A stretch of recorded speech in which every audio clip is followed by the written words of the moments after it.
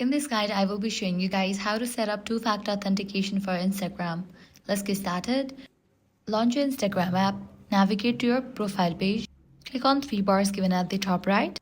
Now navigate to the section Account Center, then click on the option Password and Security. Now choose two-factor authentication and select the account you want to set up the authentication for. Once you are in, you will have two options for a different security method. If you select Authentication app, click Next and follow the instructions on the screen. Step 1 is to download the Google Authenticator app, then open it and set it up. Step 2, go back to Instagram and copy the key provided. Open the Google Authenticator app, click on Add a Code and select Enter your setup key. Paste the key you copied from Instagram.